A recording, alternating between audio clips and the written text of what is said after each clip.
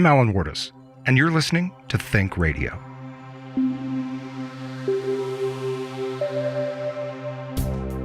As a matter of fact, he became kind of a symbol for the trial. These artist pictures of Bobby Seale, a black man chained and gagged in an American courtroom, just became an iconic picture. That's Rennie Davis, legendary 1960s anti-war activist and member of the Chicago Seven. This month is the 50th anniversary of riots outside the Democratic National Convention in Chicago in 1968. That event arguably changed the course of U.S. history. You won't want to miss this special one-hour episode of Think Radio. Think Radio is supported by the Gunnison Country Times, Gunnison's locally owned hometown newspaper, and by listeners like you. To find out how you can become a Think Radio supporter, visit kbut.org. Few people would disagree that the 1960s was among the most tumultuous and transformative decades in U.S. history. Change seemed to erupt all at once from one end of the cultural spectrum to the other. Suddenly, nothing was sacred, and the old ways of doing just about everything were up for renegotiation. The revolution first ignited around racial justice, but quickly set fire to neighboring causes like poverty, feminism, sexual freedom, and, above all, opposition to the Vietnam War. If you're looking for a tipping point in all that unrest, a moment when the impulse for real change moved from the hippie fringes into the nation's mainstream, then history is ready with an event that perfectly fits the bill. It was August 1968. 50 years ago this month, when tens of thousands of American young people converged on Chicago, where the Democratic National Convention was set to nominate Hubert Humphrey to challenge Republican Richard Nixon for the presidency. Fresh off of dramatic demonstrations outside the Pentagon the year before, protesters were determined to force an anti-war plank into the party's platform. Among the organizers was a 29-year-old man from Virginia whose name would soon become familiar to everyone in America. Rennie Davis was a co-founder of the Students for Democratic Society and a tireless leader of the National Mobilization Committee to end the war in Vietnam. Demonstrations that week ended violently in what the government later admitted was a police riot. Davis was beaten along with hundreds of others. He and 6 fellow organizers were arrested and charged with conspiracy to incite a riot. Conviction would carry up to 10 years in prison. They were collectively known as the Chicago Seven. In today's episode, Rennie Davis joins me by phone to look back on the 60s through half a century and forward to the lessons those troubled times hold for people today. Rennie, thanks very much for joining me today. Thanks for having me. I want to set the stage just a little bit for our conversation because it's the 50th anniversary, obviously, of the riots in Chicago that prompted the trial of the Chicago Seven. Sounds so notorious. Chicago 8, counting Bobby Seale. Going back 50 years, that's a big leap for a lot of people. I mean, in 1968, the civil rights movement has been around in earnest for quite some time now. Vietnam War is in full swing. Casualties in that conflict just keep mounting. Unrest is really pretty rampant in the country as a result of these things, not just one or the other, but both together. Lyndon Johnson has announced that he's not going to run for re-election, in large part because he's got anti-war resistance within his own party. In the midst of all of that, you decide, along with Tom Hayden and other activists that have been working together for quite some time, you decide to go to Chicago with as many people as you can include in a protest outside of the Democratic National Convention. That's the history. That's the setup. But there's a little bit more to the story that I'm interested in and that I want to start with. And that is that wasn't the first time that you had been to Chicago. It wasn't the first time that you had been to the International Amphitheater where the convention was being held. You were there 12 years earlier in a whole different setting. I'm fascinated to learn that you were there to compete at a national level with poultry judging for the 4-H. Well, the people who went to Chicago, they might have had long hair. They were a movement to change the world. They seemed like they wanted to leave society to change society.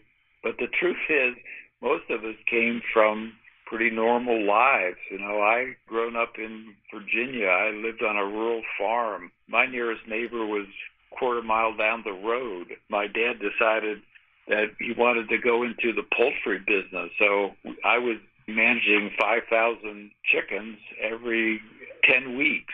Yeah. So, my idea of a student movement, and when I was in 10th grade in high school, was the 4-H club. We're thousands of people across the United States who learned about animal husbandry and poultry raising and that sort of thing. I won the county fair contest with a steer. It was one of the greatest claims to fame. And when I discovered that there was an opportunity to judge chickens, I really studied up and went into it. And on the very first county contest that we had, our team won the county, and I was the top person. It was amazing. The first time I was ever in the news was on the front page of a local paper in Berryville, Virginia, called the Clark County Courier.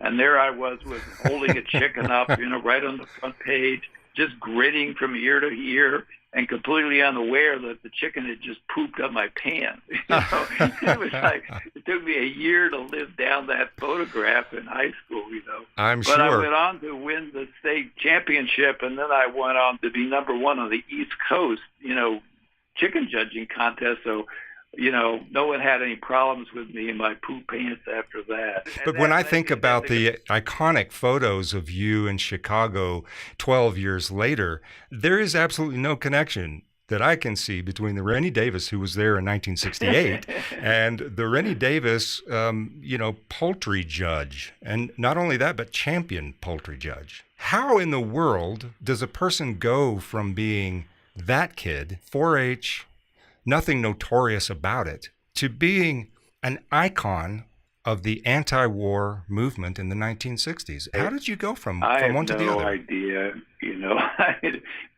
Maybe after this interview you can help me understand that myself. The whole world of a movement to change the world, Alan, to me is almost mystical. If you think about it, in January 1960, I was a freshman at college. I was in a student group that was going to have tens and tens and tens of millions of people pour out and absolutely devote themselves to changing the world. But I'm telling you, in January 1960, there was no evidence of that at all. We were all right here, but we just walked right by each other, completely unaware of what we were about to do. I suppose that my only claim to having a little intuition during this period of my life was that there was something in me that sensed in January 1960 that students were going to come together and change everything. And, I even shared that with some friends who just, thought it was interesting and humored me, but no one took it seriously. And then, 4 black freshmen in Greensboro, North Carolina, had the courage to one morning just go to a Woolworth's lunch counter and sit down and basically ask to be served. Which was just not done at that time, just not done. It immediately got local white kids outside taunting them, and then it got nasty, really. Some people came in and tried to ground out cigarettes in the back of their neck. And what was it about that caught your imagination? It wasn't like sit-ins had never happened before. It wasn't that there hadn't been black resistance to segregation or legal lynchings, but we saw this on television. Maybe it was the event of television. Why I say it's mystical, it almost feels like everybody was in place and ready to go, but we needed an event to trigger us. When you look at movements that actually do appear, they're rare, but when they turn up, they change everything. And when they occur, it's typically an event that triggers thousands or millions of people. As you look back then on the Greensboro 4, and you pointing to that event, what happened next? What was it that happened after that event that led to certainly a nation-changing movement. How did we go from that, and you're watching it on TV, to you've mobilized millions of people? There was a sense that something profound was happening in our student body. And I formed a political party to run candidates for our student government at Ohio College. And we wound up winning the election. We ran a slate of candidates who took public positions on civil rights. And typically you talk about the food in the cafeteria at the student government. Suddenly we were talking about world issues and events. And then a person came through who was traveling, whose name was Tom Hayden. And he was forming an organization called Students for a Democratic Society. And he also had formed a political party where he went to school at the University of Michigan. And there were others that were just spontaneously popping up. It was somehow in the air then, spontaneously happening on campuses all over? It was just in the air. We went from being, very focused students to caring about, that wasn't just civil rights, although that was the primary focus in the beginning, but it was really the state of the country.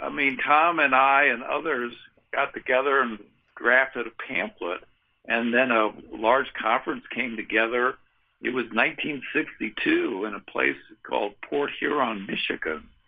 And, we went to a meeting having no idea of its particular significance, but I would say it ignited the student movement in the United States. The Port Huron statement was read from coast to coast, and it was just this call for students to stand up for humanity and to put an end to racial discrimination. And let's be clear about the Port Huron statement, because that's the closest that any movement in the United States has come to a manifesto. And when you say that it was read from coast to coast, I think it's important to point out that was before the internet. No one was tweeting these meetings that were happening. No one was summarizing things on their website, blog, nothing like that. In order to be read coast to coast, you had to print this thing out, and it had to be distributed person to person.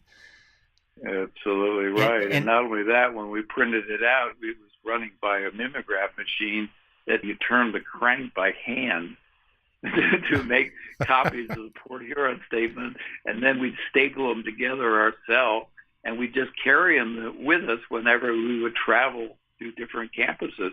Well, and one of the things that has been attributed to the SDS and maybe the Port Huron statement itself is the invention of the term participatory democracy. I've run across that in some of my reading, that really we didn't have that phrase before you guys came along and sort of invented it. And the idea was, no, you really have to be involved.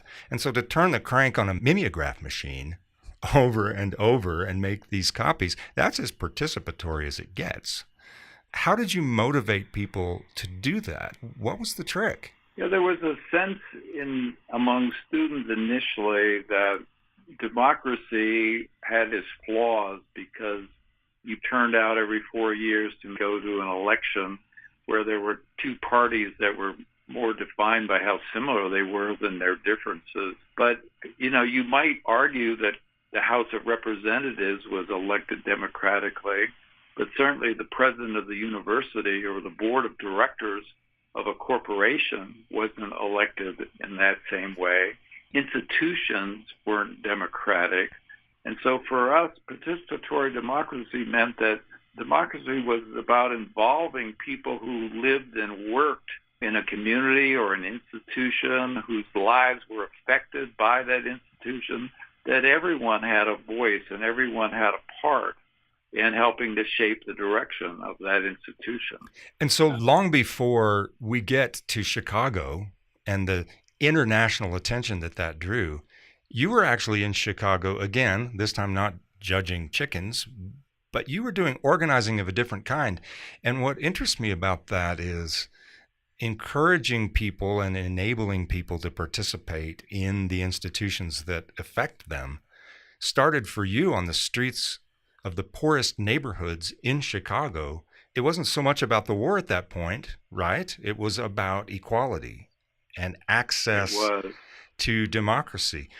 How did you decide that that was where you wanted to put your time and effort? Well, through long discussions with people around the country, the idea emerged that we should do community organizing, not just civil rights focus in the South. That was already underway, but we should also move our movement into the northern slums and not just focus on black discrimination, but also poor white discrimination.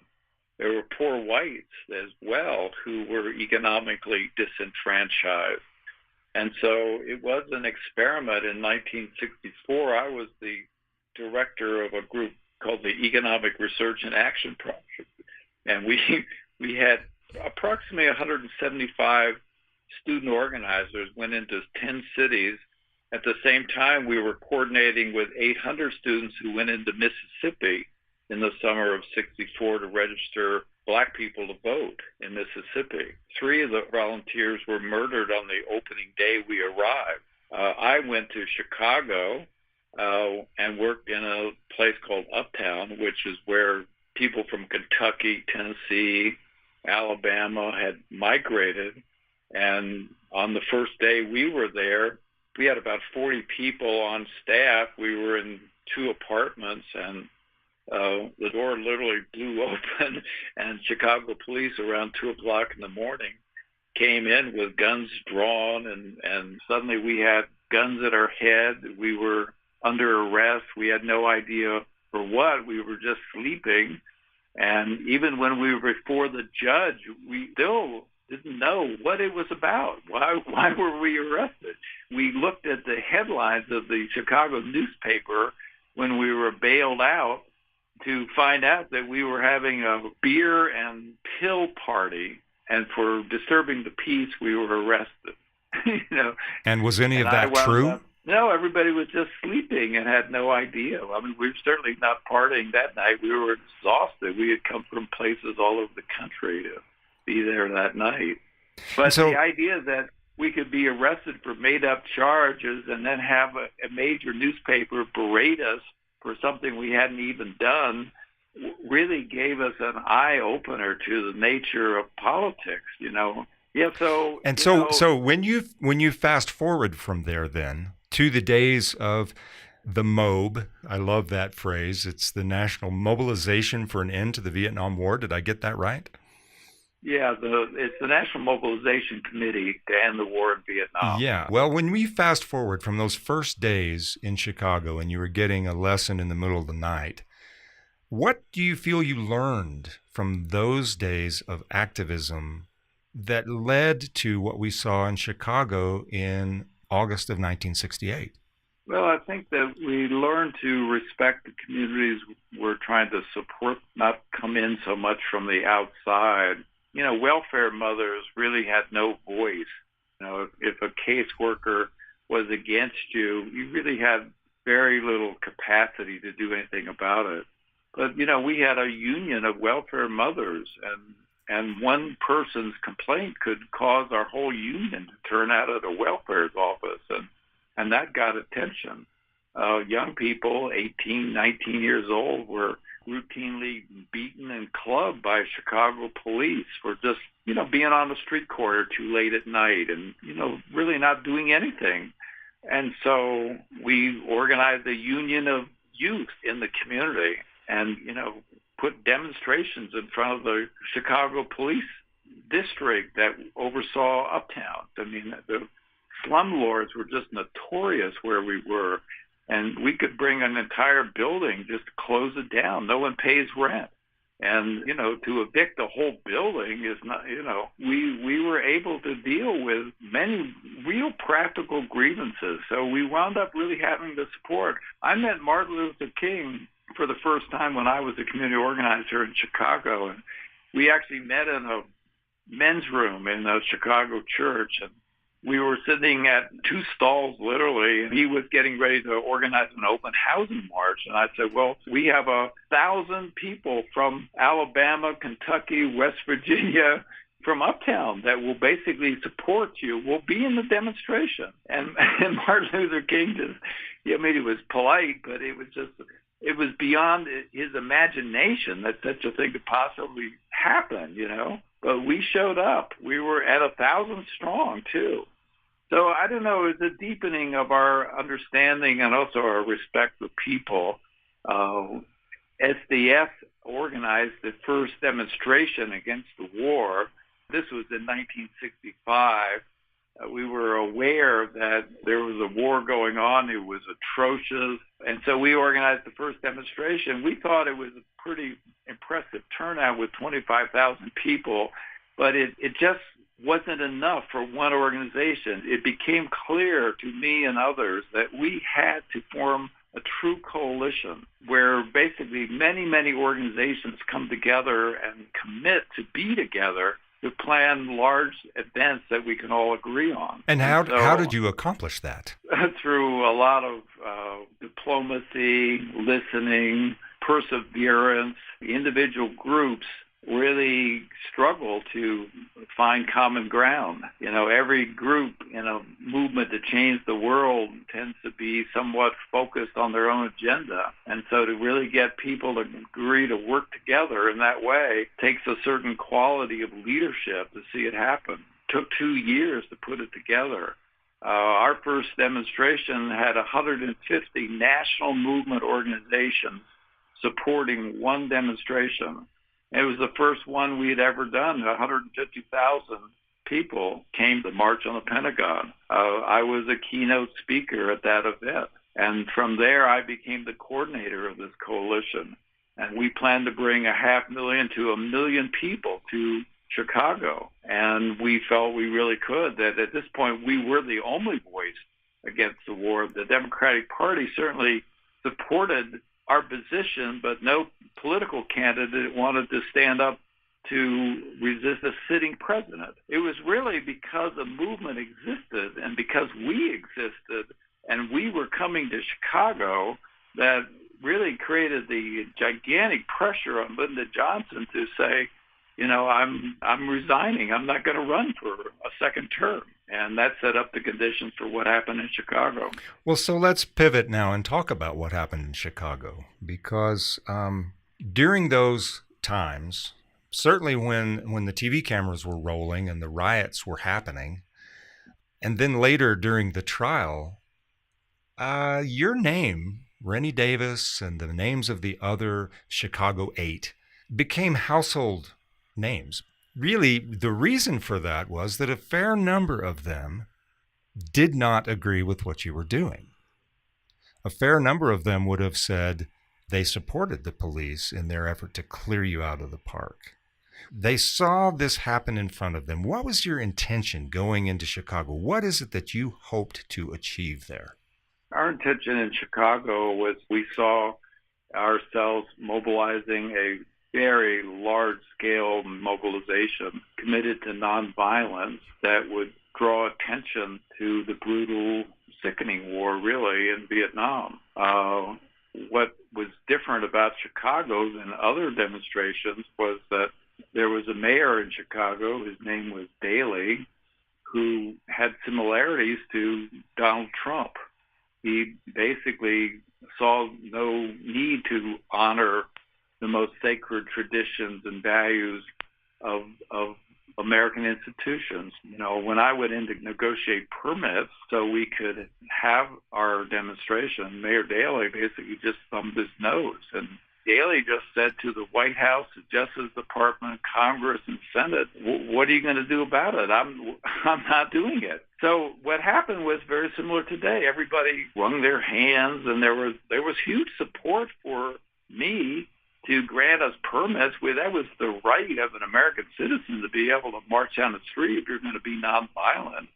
The Justice Department, Ramsey Clark was the Attorney General, sent out his top person to meet with me and then to meet with Mayor Daley, and that's where he concluded that there's just no way that Daley was going to grant permits. Daley was going to stand for what he called his law and order. He would mobilize 12,000 policemen to make it impossible. And the fact is that everyone was concerned about this issue, but no one really could do anything about it. But then there was us. We were a movement to change the world. We understood the dangers. I mean, it was literally the sons and daughters of America gathered in front of the Conrad Hilton, and we were clubbed and beaten, and Chicago policemen beat newsmen who were covering the event. They beat delegates to the convention who were simply coming out to show their moral support for what was going on in the streets of Chicago. Even a mule train that was organized by Martin Luther King's organization was clubbed and beaten while the whole world was watching. People forget, but on August 28th, 1968, more people watched what happened in Chicago than watched the first man landing on the moon. And the fact is that public opinion polls like Gallup showed that a majority of the American people supported the government in the war in Vietnam before Chicago. But 2 weeks after that one demonstration, Gallup polls showed that a majority of the American people supported our position to end the war in Vietnam and bring the GIs home. So it was studied by a national investigation term to see who caused the riot. Everyone knew who had caused the riot. You know, this was a presidential commission with FBI and other investigatory, abilities and resources, and it basically called what happened in Chicago a police riot. That was the absolute tenet of our coalition, nonviolence. The difference between then and now is that back then we had a movement to change the world. And right now, we don't have that. We have millions and millions of people at the starting gate for a movement to change the world. And now we're coming to the place where igniting a movement that will stand up for humanity is actually right in front of us. This is going to be the defining event of this time. This is what's going to actually turn things around. Movement really changes everything. And we've done it before, and we're getting ready now to do it again.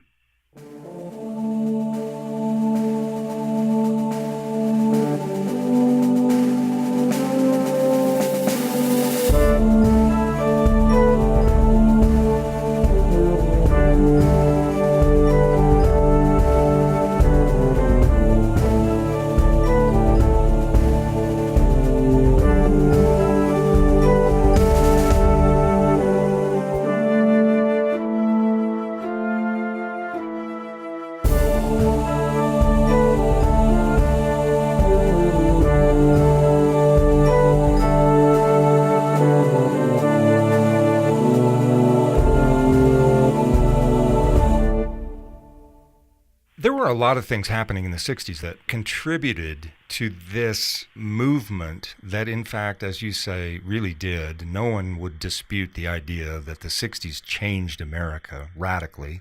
One of those people that was involved in that sort of cultural and social time was John Lennon. The Beatles certainly in the early 60s, but John Lennon really sort of stood out. He began to take a stand, and you were there with him in the recording studio when John Lennon recorded what really became a very iconic song and a galvanizing focus point for this movement. Tell me that story.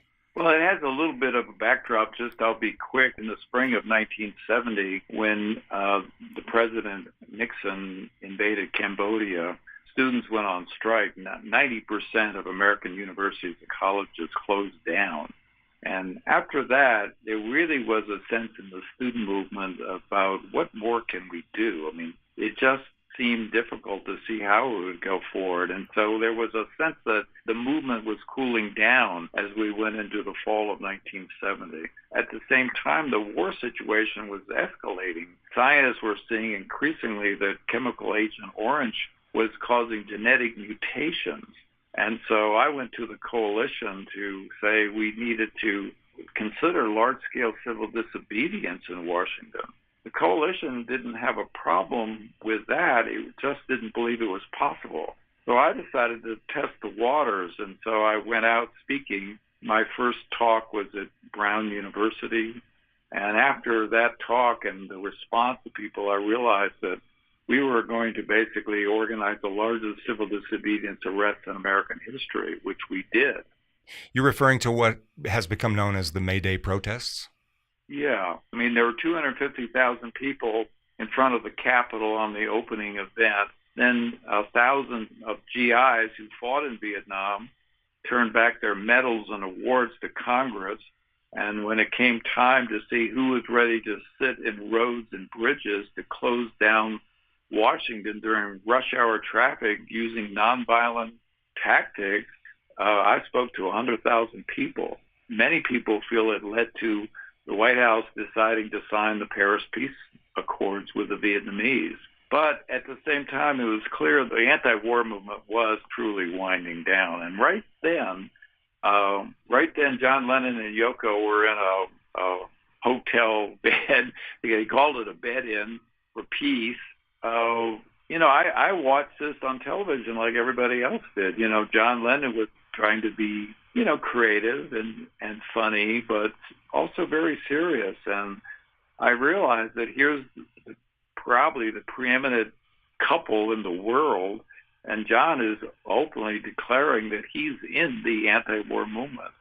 And there was just no doubt about it. And so within a matter of a couple months, I found myself in his apartment in Lower Manhattan, and we started making plans for how we could work together. And I proposed that we tour the country. We go to 42 cities.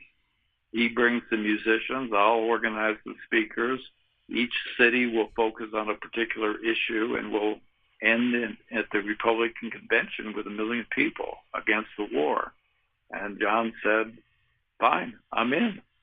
And I was a little taken back and shocked. But so one afternoon we were making plans for our tour, and John looked at his watch and realized that he was late for something. And I had no idea what it was. He just had to go. And I said, well, no problem. I'll just catch you in the morning. And he said, well, you know what, if you're free, why don't you come along? So we jumped in the back of a rented limousine and headed off to some building in mid-Manhattan, New York. I had no idea where we were going. As soon as I came in, Yoko was there. The Plastic Ono band, which was the band that John was playing with at that time after the breakup of the Beatles, they were there. I could see it was a recording studio. Phil Spector was at the mixing board. A couple people that worked at the plant studio were standing along the side. Yoko and I just sat in the front all by ourselves. John took a seat at the piano and began to play the final overdubs of a song that was called Imagine. I mean, at the time, I had no idea, that this was really going to be such a classic song. But I feel today, looking back on that, honored to have been there for the recording of Imagine. Well, I would think so, yes. All right, well, I want to shift gears again and go back and pick up the experience of the trial. I mean, we're talking now on the occasion of the 50th anniversary of those events in Chicago. But the year following that was really something entirely different. The riots themselves, then the police response, led to your arrest and being charged with conspiracy to incite a riot. Tell me about the experience of being one of the Chicago Seven. I mean, for crying out loud, this is an iconic moment in 1960s history. The closest thing really to a political show trial, and I'm not trying to place judgment on it, but it had that character. There were some theatrics involved that we don't normally see in judicial proceedings. What was it like sitting there in the courtroom with this unfolding around you? Well, sometimes it was sobering and serious, but most of the time it was just great drama theater and pretty funny. The judge, in a way, from our point of view, couldn't have been better. And he was so prejudicial against the defendants, and just openly mocking us and making, our life miserable. We used to do things like we'd all sit around the defendant's table And, our feet would go up and down like we really had to go to the bathroom bad, all of us, all at the same time. So our lawyer would get up and make a kind of a funny motion that essentially we just wanted a bathroom break. You can see they, need a break, And basically the judge would would always turn down every single defense motion that was made over the 6-month trial was denied. And everything that the prosecution wanted was accepted. It was a trial where a new law had just been passed. It occurred because of the assassination of Martin Luther King that spring, and an onerous law was passed, probably a law that threatened constitutional rights more than any other law. It made it a crime to use interstate facilities or cross the state line. You traveled from state to state speaking, or if you wrote a book.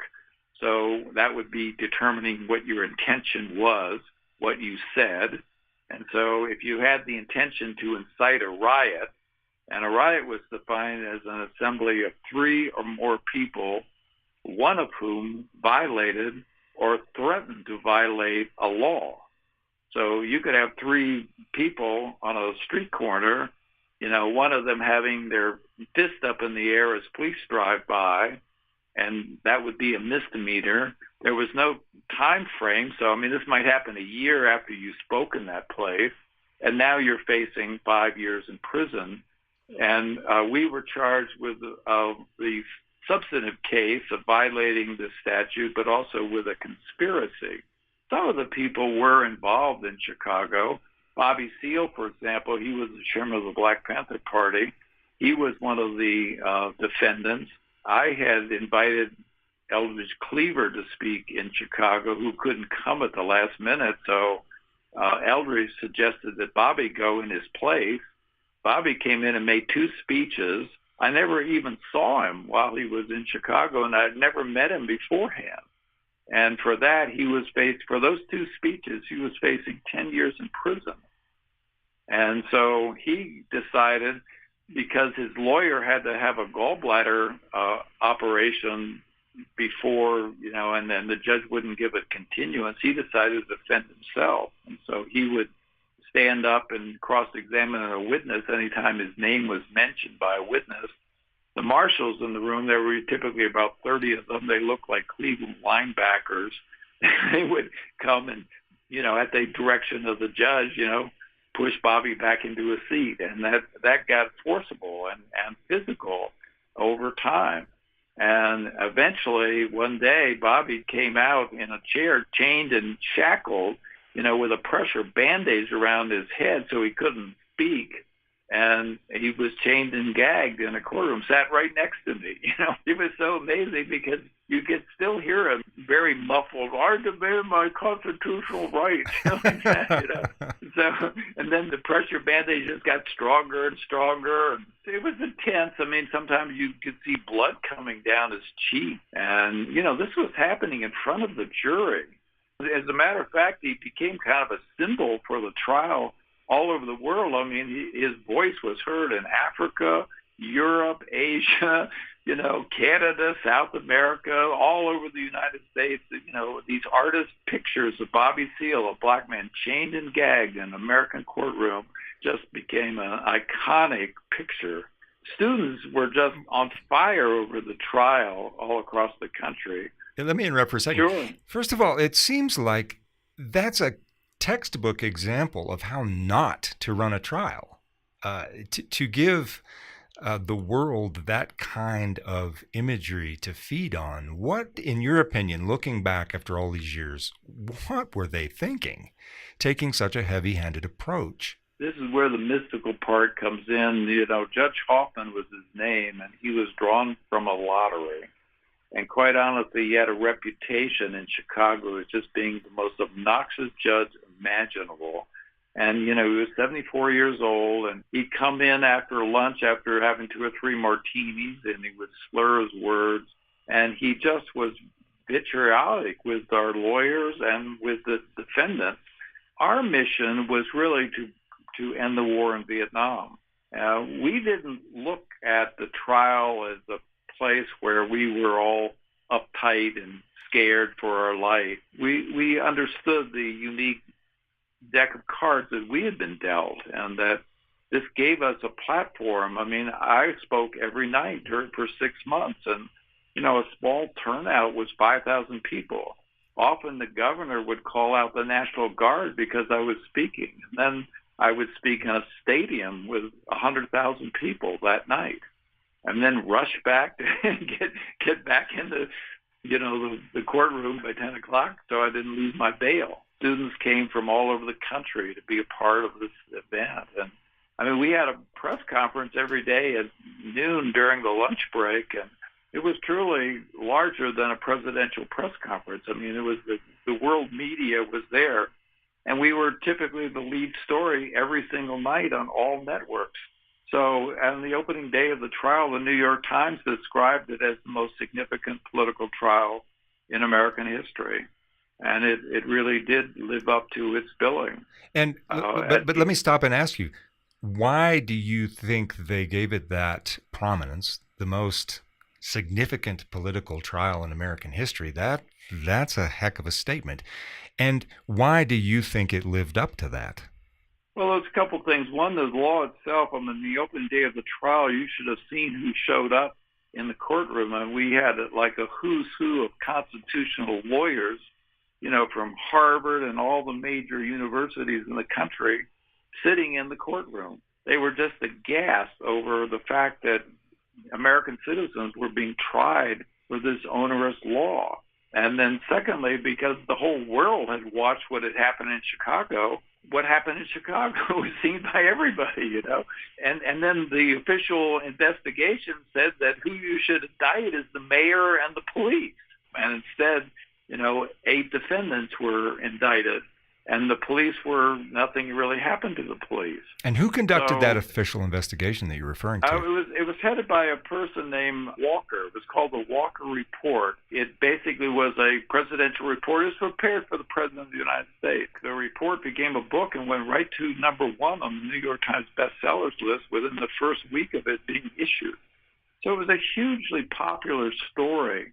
And, for us, we just felt, we would even say this to the media, we felt like we had just won the Academy Award of Protest to be indicted. We weren't really, in fear or anything like that. It was just, for us, even if we went to jail, we just saw the opportunity to really reach so many millions of people, and we just, so that the issues of what happened in the streets of Chicago just moved into a federal courtroom. And it became really a public sensation, not just in the United States, but around the world. Well, a lot of people would have a hard time with the idea that going to jail is like winning the Academy Award. That's not a common point of view. It is, and I agree. I think it happens when you have a movement to change the world. I don't know. Maybe you lose your certainly you lose your fear. On the way to Chicago, for example, there was a committee in Congress called the House Un-American Activities Committee, and it was notorious for ruining people's lives. In the 50s, when there was no movement to support people, people who just had some little bit liberal leanings would be brought before HUAC. People committed suicide, and they lost their careers in Hollywood. And, it was just a terrible, devastating, dark thing that was happening. And so we were indicted. I think there were 5 of us from the Chicago 7. We were hauled before HUAC on our way to Chicago. They had an auditorium. 5,000 people were in the auditorium. They were all our people. Pretty much everybody was in their 20s screaming and shouting and just having a great time. And so when Abby Hoffman was asked, have you now or ever been a member of the Communist Party? He just leans into the microphone and says, well, I refuse to answer the question on the grounds that it might cause me to vomit. And it was just a combination of rational understanding about oppression from Congress and just making fun. Just having a hoot. And everybody could see that if they wanted to arrest us, they'd have a national strike on their hands. We had support. We had support everywhere. And basically, at the end of one hearing where we showed up, the days of HUAC ended after our testimony before HUAC. It was so humiliating to the committee. You guys decided, maybe it wasn't a decision, maybe it was spontaneous, but somehow or another, humor and playfulness became a part of your protest. And facing this kind of consequence, facing prison, facing who knows what. I mean, Bobby Seale was facing bodily harm in the courtroom. I'm very interested to know what made you guys so different in that humor and playfulness and making an attempt to show the absurdity of the whole thing became a part of how you approached it rather than with fear like most people would. Yeah, I don't know. I think sometimes the times call for a certain type of courage. You know, I mean, I think about the first bus rides into the South where, you know, it was technically legal, but you had to sit in the back of the bus if you were a black person, you know, and so people sitting up front or white and a black person sitting together up front. I mean, mobs turned out to set buses on fire and attack people. And when we got to Mississippi, the governor of Mississippi just announced that they're going to put us into the most notorious prison in all of the country, the Mississippi State Penitentiary. So we just welcomed that, and what we did was we filled the entire prison with people, just busload after busload after busload. And inside the prison, everybody was singing, "We Shall Overcome." And it was beautiful. I mean, it was just incredible. And the media sees this, the courage of people to stand up to darkness, to stand up to oppression. It's just, you know, people rise to the occasion when darkness envelops the world. And that's why I feel confident that a movement to change the world is about to ignite again.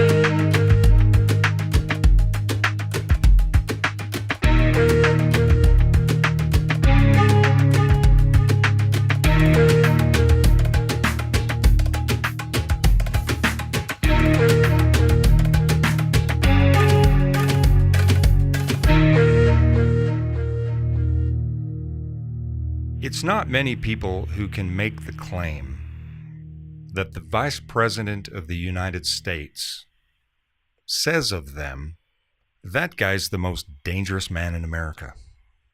And yet, Spiro Agnew said that about you. What did you think when you heard that? Let's put it into context again. At heart, way back when, you were a chicken farmer from nowhere. And now the Vice President of the United States is using language like this. You're the most dangerous man in America. What did that make you feel? Well, to be really honest, you know, it wasn't so much self-importance, whether it was negative or positive.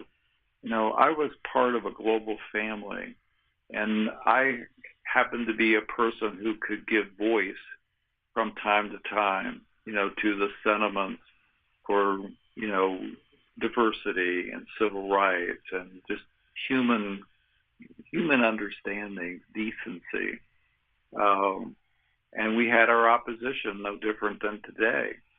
But because we had such enormous support in the country that a statement from the vice president, he was on a tour basically just trying to put down our whole movement and, you know, picked on me. I mean, I was a voice because I was the coordinator of the anti-war coalition.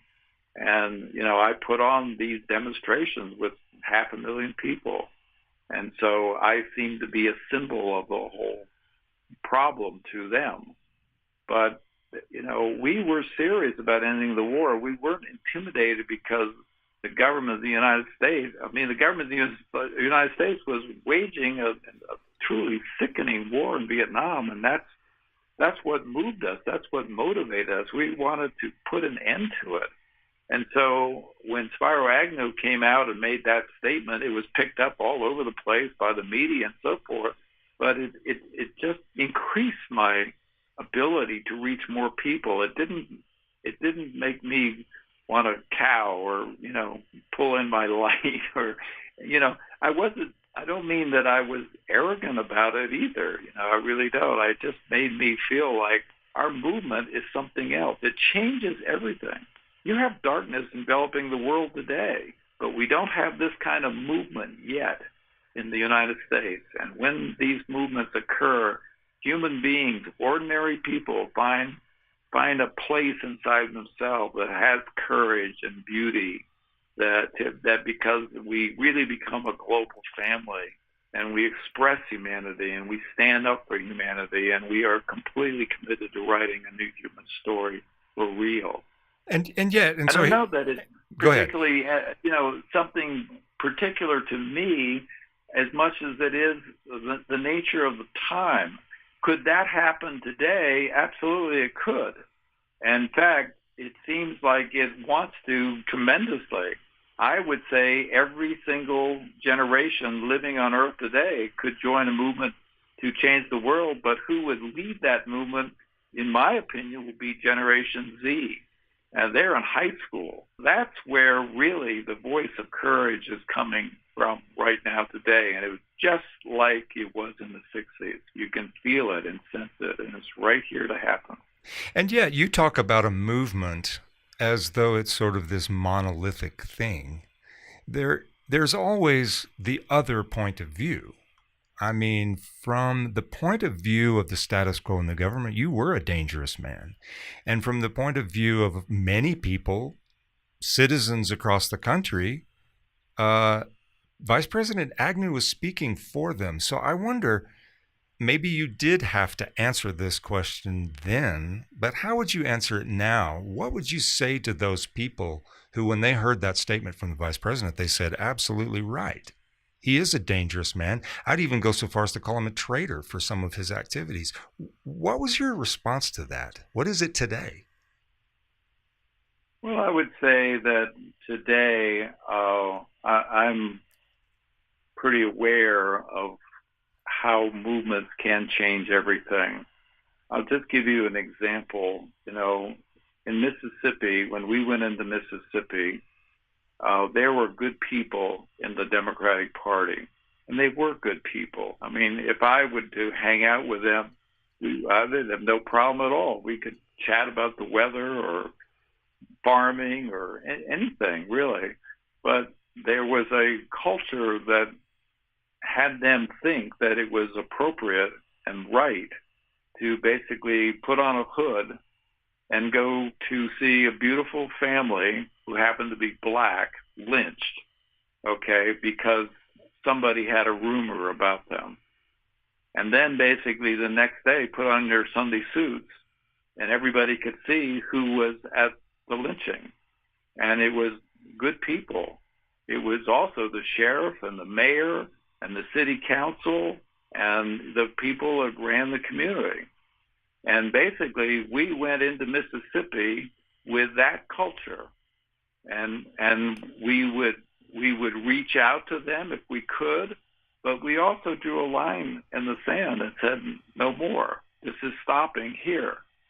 Now, if you look back, say, 50 years from that, people in Mississippi really, I mean, there's certainly racism and prejudice galore and bigotry, but legal lynchings have stopped in Mississippi because of what we did. And the fact is that the people of Mississippi know that our position was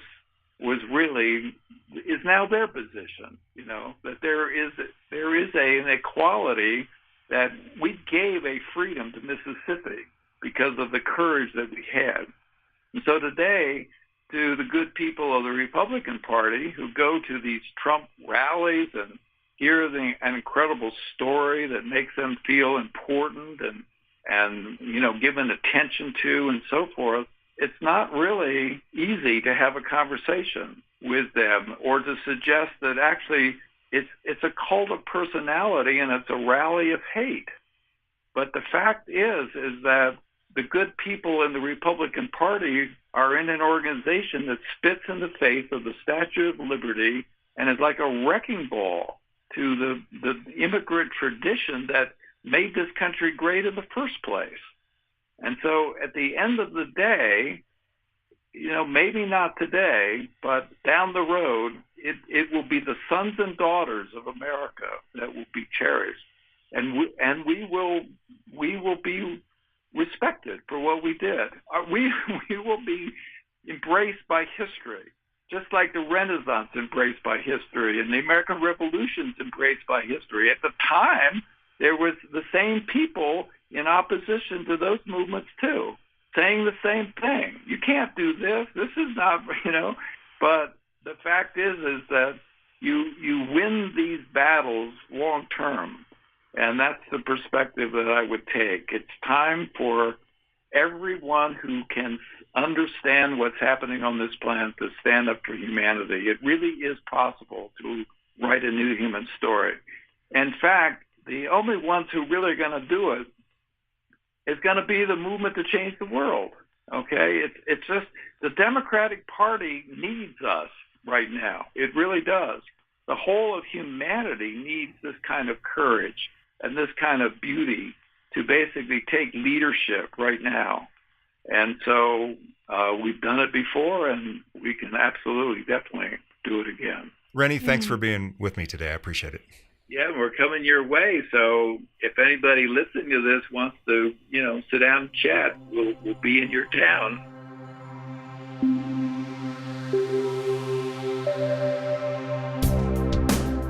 Think Radio is a production of Alan Wardis Media. To contact Alan, visit alanwardismedia.com.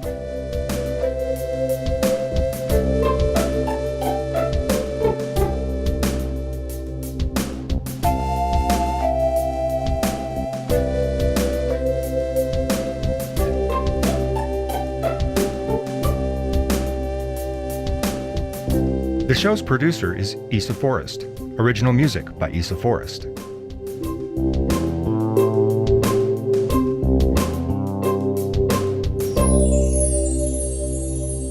Thanks for listening. Join us next week for another great conversation on Think Radio.